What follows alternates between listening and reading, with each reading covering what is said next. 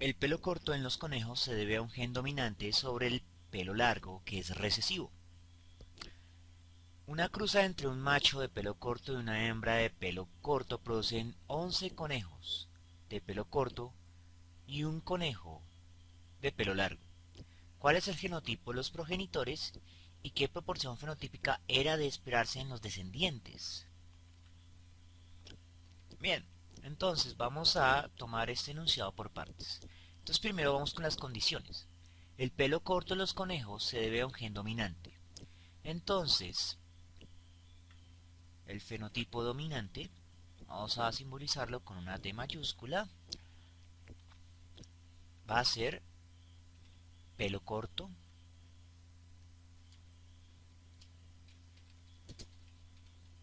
pelo corto. Y el recesivo va a ser pelo largo.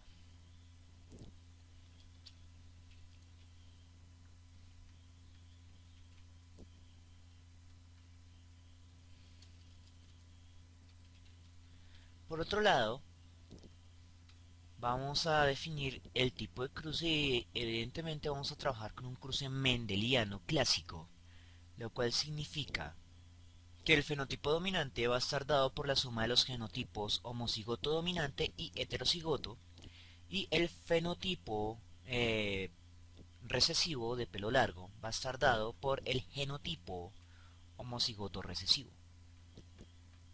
Es bueno tener en cuenta las condiciones antes de comenzar a proceder. Bien, entonces en una cruza entre un macho de pelo corto, o sea, sabemos que tiene un alelo dominante y el otro alelo no lo conocemos todavía, y una hembra de pelo largo,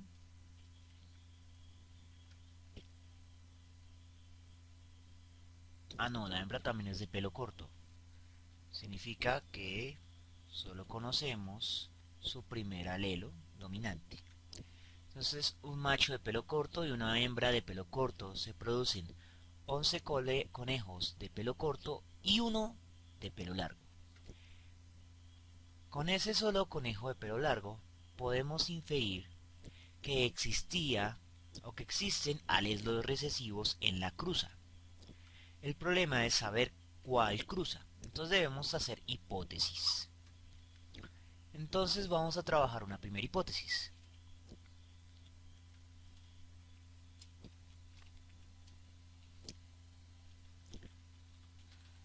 Hipótesis número 1.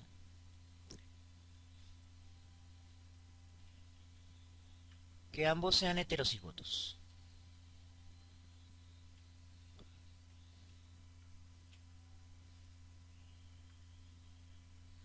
Hipótesis número 2.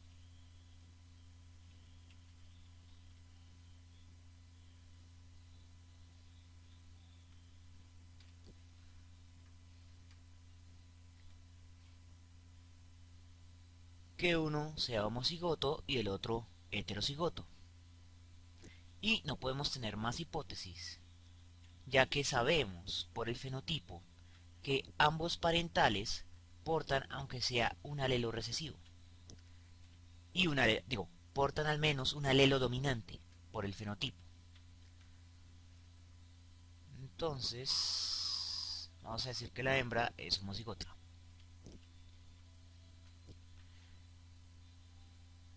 Vamos a resolver entonces los cruces para cada una de las hipótesis y ver cuál se concuerda más con los resultados experimentales. Entonces vamos a resolver primero la primera hipótesis. Entonces, simplemente es realizar el cruce mendeliano típico, ya sea por el cuadro de Punnett o por otros métodos como la cadena de Markov o, como vamos a emplearlo en estos momentos, por medio de la factorización algebraica. Entonces tenemos que generar gametos. Como estamos asumiendo que tienen alelos diferentes, entonces van a formar gametos diferentes. Un gameto alelo dominante, un gameto alelo recesivo y la madre tiene el mismo tipo de gameto. Nos queda el caso de factorización, el cuadrado de la suma, que se resuelve para la F1 como el primer término al cuadrado más dos veces el primer término por el segundo término más el segundo término al cuadrado. Segundo término al cuadrado. Entonces, con estos genotipos podemos identificar entonces el fenotipo dominante y el recesivo. Entonces habíamos dicho que el dominante va a ser igual a la suma del homocigoto dominante y el heterocigoto. Aquí tenemos 1 más 2, entonces el dominante va a tener una proporción de 3 y el recesivo va a tener una proporción de 1. Entonces en este cruce aparece un recesivo con proporción 3:1. Ahora vamos a resolver para la segunda hipótesis. Vamos a intentar organizar. No, tengo que dejar renglones. Listo, vamos con la segunda hipótesis. Y la segunda hipótesis es que uno sea heterocigoto y el otro sea homocigoto dominante. Segunda hipótesis, generamos gametos. El macho lo asumimos como heterocigoto y la hembra como homocigoto dominante. Significa que no va a producir dos tipos de gametos, sino solamente uno por duplicado. Y es el que lleva el alelo dominante. Multiplicamos para obtener la F1 que estamos buscando.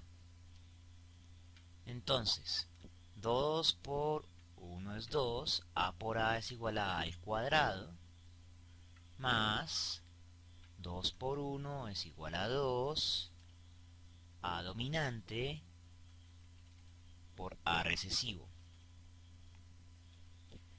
Entonces, en este caso, tenemos que el dominante va a tener los 4 y el recesivo va a tener 0, porque el recesivo solo se manifiesta en caso de aparecer un doble homocigoto, bueno, un homocigoto recesivo. No apareció el homocigoto recesivo en este cruce, por lo tanto el recesivo es 0. Entonces, ¿qué decimos con esto? Que con la hipótesis número 2 no se espera que aparezcan cachorros de fenotipo recesivo. Sin embargo, en el ejercicio nos dice que apareció un cachorro de pelo largo. Por lo tanto, la hipótesis que más concordaría con los resultados experimentales es la hipótesis número 1, en la cual ambos parentales son de un genotipo heterocigoto. Ahora viene la pregunta. ¿Cuál es el genotipo de los progenitores? Entonces, heterocigoto para ambos parentales. ¿Qué proporción fenotípica era de esperarse en los descendientes? Muy bien, era de esperarse una proporción de 3 dominantes con respecto a cada recesivo. En este caso puntual, 3 de pelo corto por cada uno de pelo largo. Sin embargo, estas proporciones esperadas generalmente no concuerdan con las proporciones que se obtienen experimentalmente, especialmente en modelos biológicos en los que se obtienen muy bajos números de reproductivos. Entonces, entre menos sea la cantidad de descendientes, las desviaciones con respecto a las proporciones teóricas esperadas van a ser mucho más altas. Es por eso que para este tipo de cruces de forma experimental se realizó con plantas en las cuales el número de descendientes era muchísimo más alto, entre los cientos y los miles, y eso permitía que los números experimentales concordaran de forma más precisa pero jamás exacta con las proporciones esperadas de forma teórica. Bien, eso es todo por el momento, espero que les haya gustado y nos vemos en una próxima oportunidad.